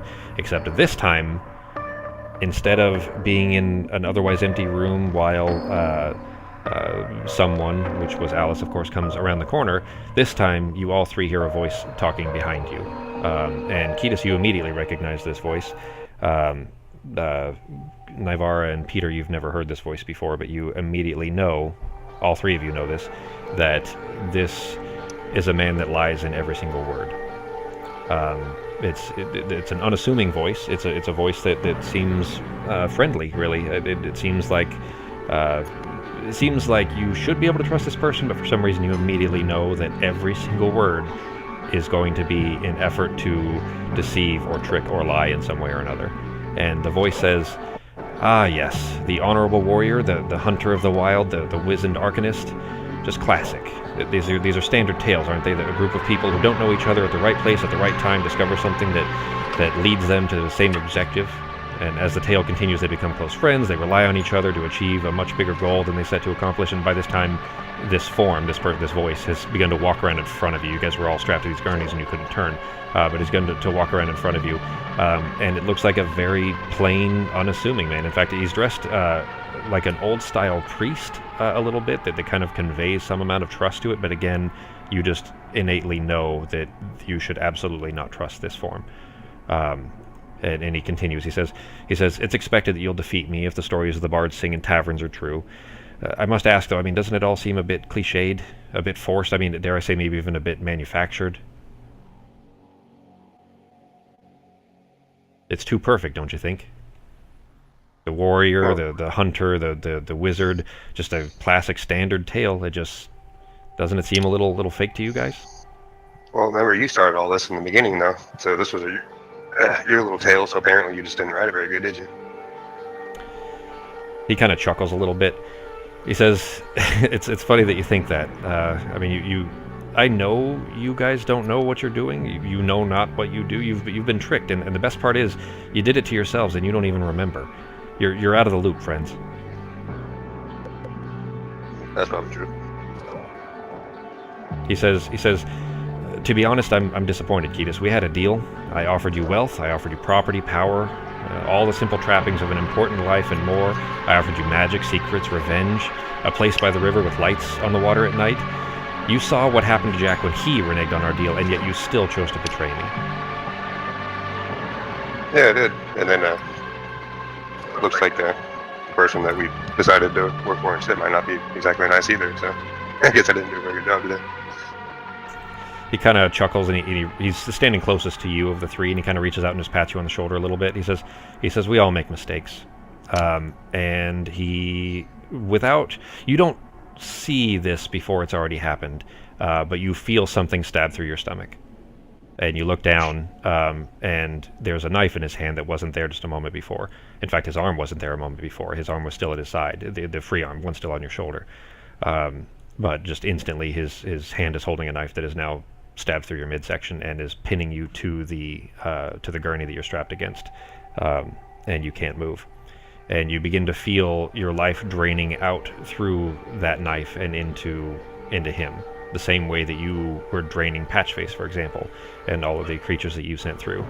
And in fact, actually, as you're watching this, you see in this same room, this room with no exits, you do see, looking over, the familiar, but it's been a while, forms of a small, sickly boar, and just kind of sitting there, looks very sick, looks like diseased, and there's a great bear sitting next to it, just furious and just kind of growling and howling, but you're not hearing the noise from this because as this kind of life is draining out of you, you're seeing these three things sitting there. And then next to that, a small wolf, swift and keen. Do you remember what you're seeing? Do you recognize what you're seeing? Those three animals? Aren't those my sisters or something like Oh, that? yeah. Or those the other animals that were related to We were in that I the killed one cages. over They all were, over yeah, they were Nivara's sisters that you in the cages. unknowingly sent to Odim. Yeah. And they're obviously sitting there, unable to move closer. You get the impression that Odim is using them to taunt you. Nivara, you recognize these three creatures that are there after having spent so long in a cage across from them. You remember that those are your sisters. You did not know, however, that Ketis had sent them to Odim. And in fact, he specifically didn't tell you. He had the opportunity to many times. He specifically chose not to tell you that he'd killed your sisters. Well, you knew that part, but that their souls were stuck here, as opposed to being in Crow's Thicket. But anyways, that's what you're seeing there is across from those. And Odim pulls the knife away as you, Ketis, you're feeling what is left of you being drained out through that knife and out into Odim. He leans over and he kind of takes his hand. He pats you on the shoulder again, just as your eyes are beginning to fade, and reaches over. And Peter, you're still strapped to the gurney there. Are you trying? Any of the three of you trying to do anything here? I don't think there's really much for me to do. I could try and break free, but Yeah, personally, I think that I'd be too shocked to do anything. Staring No. at, my dead sisters. I'm almost done, and this is a tough spot. So, yeah, I'll just try and I'll be break done in free. like I'll try 5 and minutes, maybe. pull my wrists. trying to free your wrists out of it. Yeah, give it another shot. Okay. Go ahead and make a strength check.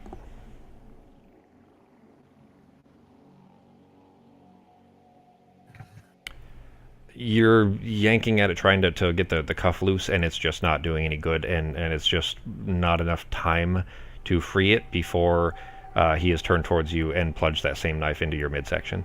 And you're beginning to feel that draining feeling of it. The way that you've had wounds before where you felt blood pouring out of it, and it feels like that, except it feels, instead of like it's dripping naturally like gravity is doing it, it feels like it's being pulled out of you, like it's being sucked out through that wound and through the knife and into Odim.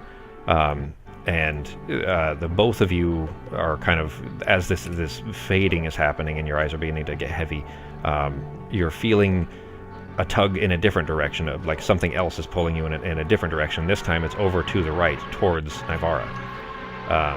And now we'll go over to Nivara. Odim pulls the knife away, steps over towards Nivara. Now, are you trying to do anything? Well, yeah, at that point I'd be trying to get out of there. Okay.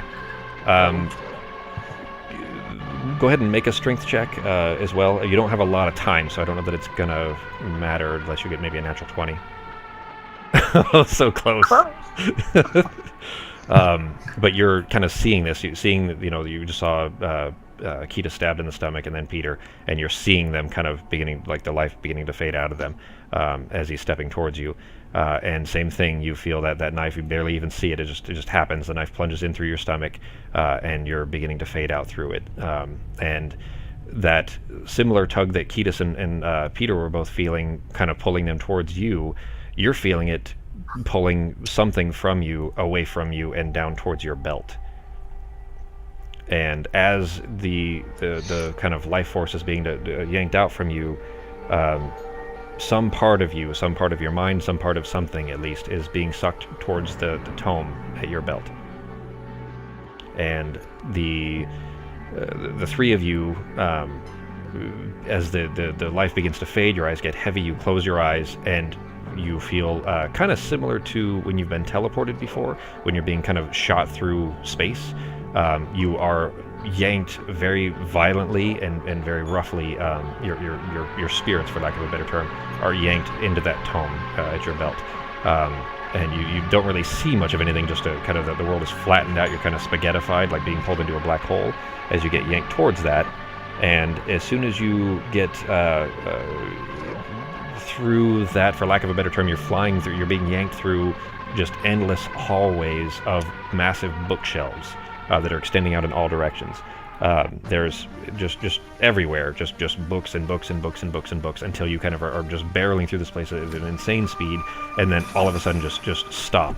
And that kind of an impact would be, driving 120 miles an hour and then being instantly 0 miles an hour. It would be a violent impact, but because you don't have corporeal forms at this moment, you don't physically feel it as much as just have a kind of a mental shock of it. You're stopped in this one space, and inside you see these lavishly furnished library of massive bookshelves extending out all directions. There's just plush couches and pillows upholstered in red velvets with gold-trimmed tassels. The whole place is lit comfortably with dim candlelight strewn all about. And the only visible occupant that you see is static. There's a humanoid shape in here, but your eyes can't focus on him or her. And from what you can tell, the face looks shocked in surprise. It begins emphatically shouting at you, but the sound that's coming out of the mouth is static out, just as the rest of the shape is. And after a moment of frantic gesturing, this being begins to close its eyes, jaw snaps shut, in a look of just massive annoyance that looks exceedingly familiar to all of you. It slumps down to kneel on the floor and begins to trace a large circle on the lush carpet in about an 8-foot or so diameter. And as soon as that circle completes, as soon as the form touches the beginning of the circle again, it begins to glow a dim blue. The static creature traces these arcane symbols along the interior of this circle, around the inside of the circle, that also begin to glow, and after a few seconds, still tracing with one hand, it beckons you furiously with the other, calling you, the three of you, to step inside that glowing circle. The creature looks very much in a hurry, somewhat panicked. What are you guys doing? That's what we're going. Take a step in. Okay. You step inside the circle, and you see the staticky creature bring its hands together, and almost in a clapping motion, kind of close the hands together, and the whole world snaps in around you like an envelope, and you're barreling through space again, just careening through the same kind of, when you have been teleported before through these portals, are just flying through at a breakneck rocketing speed. And then you snap your eyes open, and you're back at the campsite. Back on the cliffside at the campsite. And that's it. That's where we're going to end today's session. Okay. Taco had to go with 3, so. All right. All right, dudes. Did you guys have fun?